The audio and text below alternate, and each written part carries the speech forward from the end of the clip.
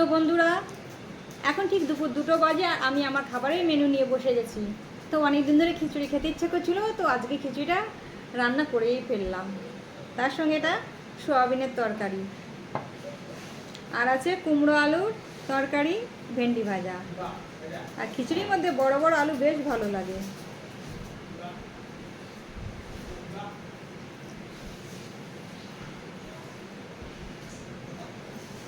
আজকে এই খিচুড়ি দেখে মনে পড়ে গেল পুরনো দিনের কথা।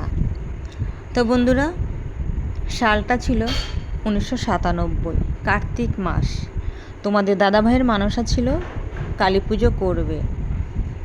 তো যাই হোক, ডিউটি থেকে সে ছুটি আসলো, 2 মাসের ছুটিতে এসে কালী পুজোর দিন সে অনেক বাজারঘাট করলো, যতটুকু তার সামর্থ্য দিয়ে। এবার ভোগ রান্না হবে।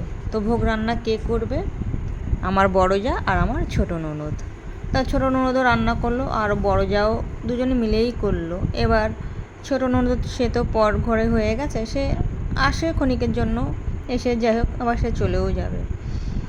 এবার আমি হচ্ছে ছোটো বউ, রান্নার দায়িত্বটা আমাকে নিশ্চয়ই দেয়া হবে না। তারপরে আমি ছোট তখন ওদের ছাড়া, তো সেই হিসাবে তো আমি সেখানে কোনো কিছু করতে পারবো না, যেহেতু বড়রা ওপরে রয়েছে। তা সেখানে পুজো টুজো হয়ে গেল। এবার খিচুড়ি ভোগ মানে প্রসাদ বিতরণের পালা। তো যারা ঢাকিদার এসেছিল তো তাদেরকে প্রসাদ দেয়া হলো, আর তোমাদের দাদাভাই কাগজের প্লেটে প্রসাদ দিল। তো তখন তোমাদের দাদাভাই অতটাও বুঝে উঠতে পারেনি। হ্যাঁ, তো তারা বসে আছে জল খাবে।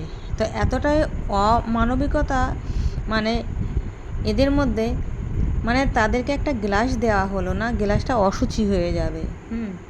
আমার বড় জার মধ্যে এই মানে মাথার মধ্যে এই ভীমরতি দিয়ে দিলই না তাদেরকে গ্লাস, দিয়ে তারা বসে রইল জল খাবে করে।